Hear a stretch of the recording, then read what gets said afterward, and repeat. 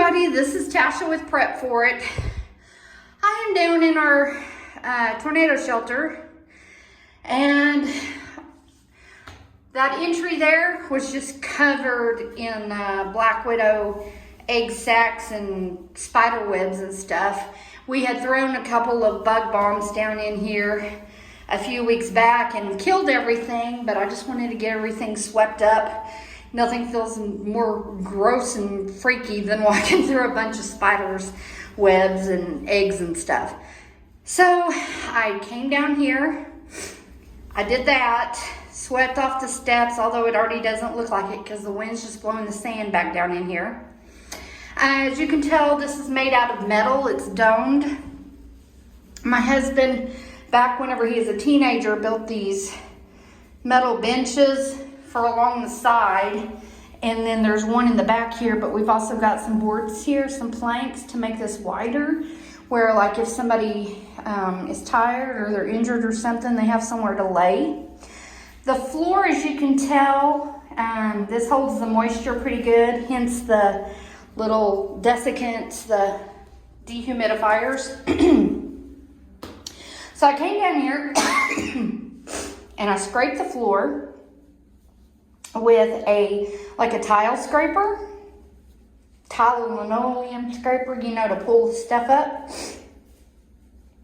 And I swept, although it doesn't look like it, I swept thoroughly. And then I went and got this shop vac and I brought it down here, strung an electric cord down here and turned it on, and it spewed shop dust all out into here.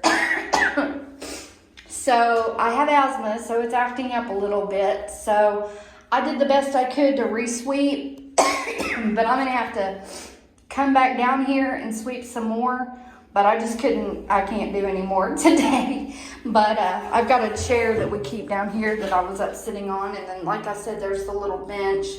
It's about time for us to come down here and repaint, and especially the floor. I would love to be able to lay something down here that's a lot easier to clean, and that would keep the moisture off of this floor, because that's the part that seems to be rusting the worst.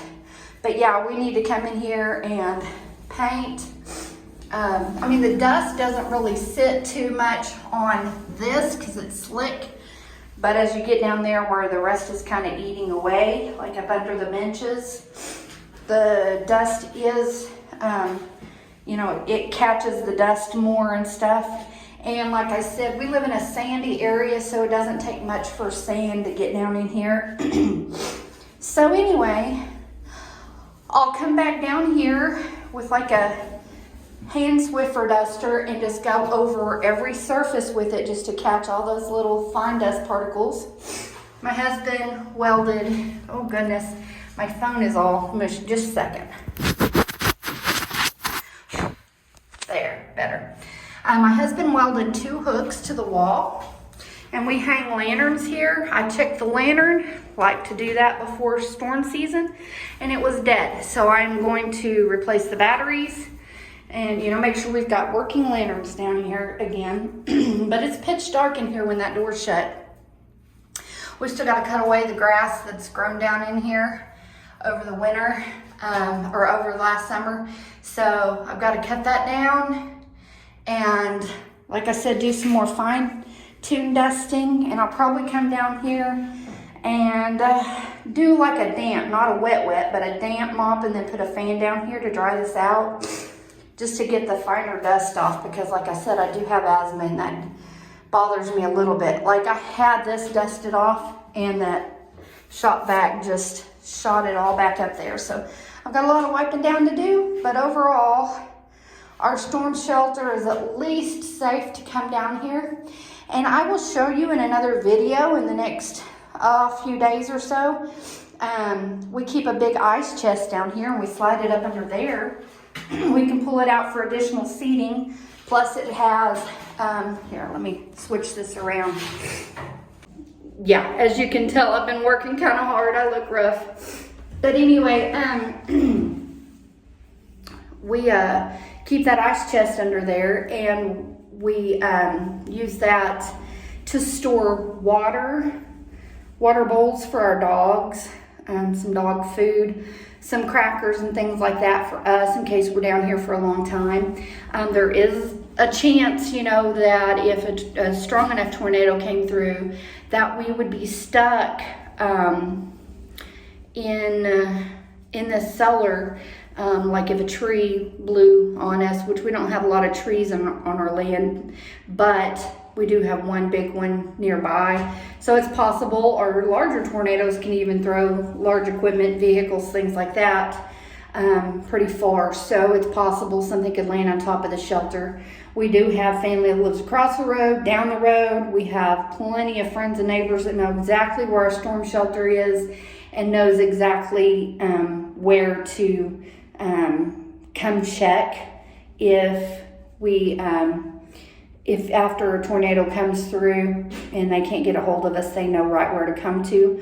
But realistically, we know that if it was a big enough storm, it may take a while. So we could end up being stuck down here for a day or so until they can get large equipment here to move whatever it is up off of the shelter door. So I pray that never happens, but we want to be prepared in case it does. So I bought fresh water and things like that. So I'll show you what we keep in our storm shelter to have for an emergency for coming down here. I also bring down my emergency document, or my major documents. I have them in a satchel, which if you go back and see my video paperwork as part of prepping, you can see that document case. Whoops, trying not to cover the camera. You can see that document case. You can see how I have it kind of set up, and it's pretty water resistant, almost waterproof, fire resistant, which we normally keep it in the safe in the house, which is also fire resistant but not water resistant. So we keep it in that to give it some added protection. Also something quick to grab to bring on down with us. If it looks like storms are going to come and head our way, I go ahead and gather that, and just a few little items that I don't already have down here, I go ahead and pre-gather that and have that ready.